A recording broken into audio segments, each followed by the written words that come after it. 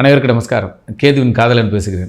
முதலாக அறிமுகமாகும் next gen YouTube சேனலுக்கும் அந்த நேயர்களுக்கும் அந்த வாடிக்கையாளர்களுக்கும் முதற்க நறுக்கத்தை தெரிவித்துக் கொள்கிறேன். இன்று கார்த்திகை மாசத்தை பற்றி எப்படி பலன் சொல்கிறேன் என்பதையும் எப்படி சொல்லிக் கொடுக்கிறேன் என்பதையும் உங்களுடன் பகிர்ந்து கொள்கிறேன். பொதுவாக ஒரு கிரகம், அந்த கிரகம் ஒரு நட்சத்திர காலில் தான் இருக்கிறது.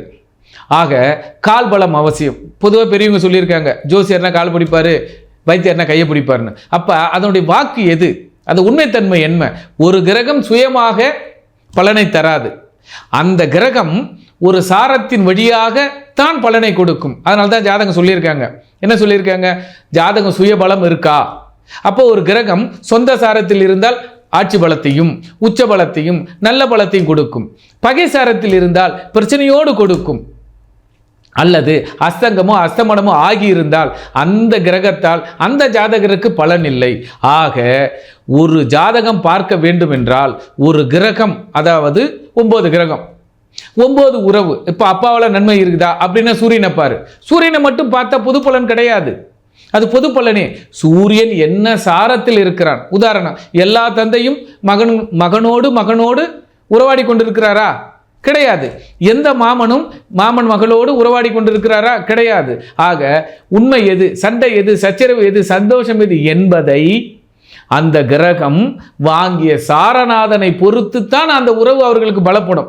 உதாரணம், இப்ப புதன், எல்லாரும் புதனை ஜோசியம் சொல்லிடுறோம். அப்ப எல்லாரும் ஜோசியம் படிக்கிறோம். ஆக எல்லாரும் ஜோசியர் ஆயிடுறோமா? அப்ப எல்லாருக்கும் ஜோசியம் புரிகிறதா அப்படின்னா எப்படி இருக்கிறது?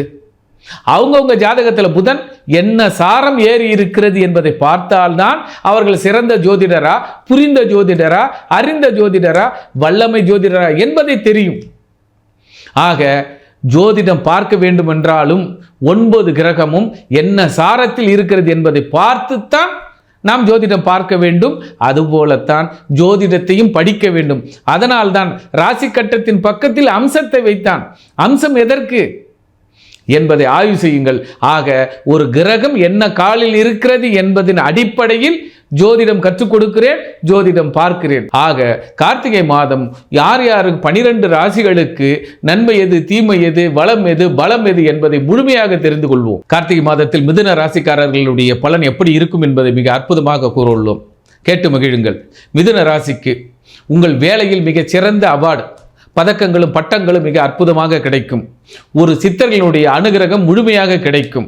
குறிப்பாக அரசாங்க உதவிகள் கிடைக்கும். அதே நேரத்தில் மாமனுடைய தயவு கிடைக்கும். அதிக லாபங்கள் கிடைக்கும். அதிக வேலை பளுக்கள் அதிகமாக இருக்கும். குறிப்பாக மிதுன ராசிக்காரர்கள் சேமிப்பு அதிகமாக சேமிப்பார்கள். ஏனென்றால் கார்த்திகை மாதம் மிதுன ராசிக்கு அற்புதமான மாதம். தங்கம் அல்லது உங்க பூர்வீக வீட்டில் தாய் வழி உறவில் சொத்துக்கள் கண்டிப்பாக கிடைக்கும். அதே நேரத்தில் உறவினால் நல்ல மரியாதை கிடைக்கும். மிதுன ராசி கார்த்திகை மாதத்தில் நல்ல சித்தர்களின், குறிப்பாக அர்த்தநாரீஸ்வரரை வணங்கி வாருங்கள். உங்கள் வாழ்க்கையில் இந்த மாதத்தில் இதனால் வரை தடையாக இருந்தது அத்தனையுமே மிக சிறப்பாக கிடைக்கும். குறிப்பாக வெளிநாடுகளுக்கோ வெளியூர்களுக்கோ நீங்கள் சிறு பிரயாணத்தை மேற்கொண்டே தீருவீர்கள். உங்கள் தேடுதல்கள் அதிக ஞானத்துடன் இருக்கும். உங்கள் கேள்விகள் அத்தனையுமே இறை சிந்தனையோடு இருக்கும். ஆக மிதுன ராசிக்காரர்களுக்கு இறையருளும் சித்தர் அருளும் அற்புதமாக கிடைக்க அர்த்தநாரீஸ்வரரை வணங்கி வர இந்த மாதம், கார்த்திகை மாதம், நீங்க எண்ணியது அத்தனையுமே ஈடேறும். குறிப்பாக மாமனார் காலிலோ அல்லது மாமன் காலிலோ அல்லது மாமன் உறவோடு இருங்கள். அவர்களுக்கு பிடித்த உணவுகளை வாங்கி கொடுங்கள்.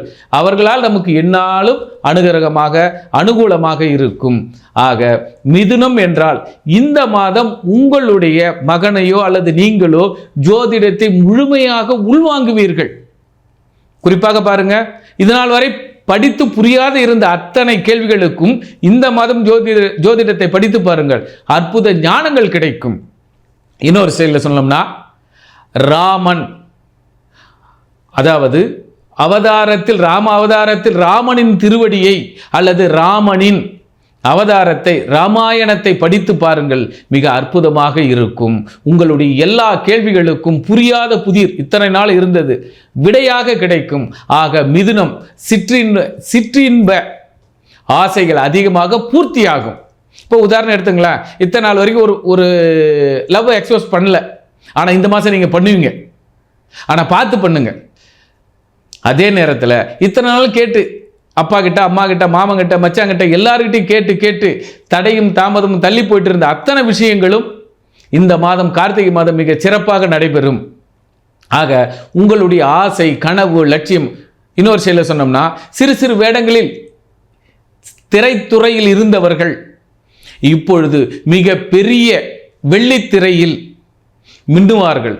அதுபோல காமெடி ஆர்டிஸ்ட், அதாவது நகைச்சுவையாக விகடகவியாக இருந்தவர்கள் சின்ன திரையில், இது வண்ணத்திரையில், மக்கள் மனதின் எண்ணத்திரையில் மிக அற்புதமாக இருக்கும்.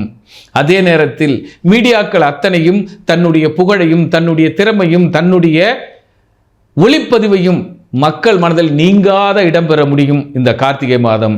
ஆக கார்த்திகை மாதம், அதே நேரத்தில் பெயிண்டர்கள், அதாவது வண்ண தூரிகைகள், அதாவது ஆர்டிஸ்ட், சிறு ஓவியங்களும் பெரு ஓவியங்களும், இதில் ஓவிய துறையில் மிக பெரிய அளவில் ஒரு சாதனையாளர் இன்று மக்கள் மத்தியில் உலக லெவலில் பிரசித்தி பெறுவார். அதே நேரத்தில் அந்த ஓவியம் மிக அற்புதமாக இருக்கும். ஆக மிதுனம் கார்த்திகை மாதத்தில் மின்னும். நன்றி, நமஸ்காரம்.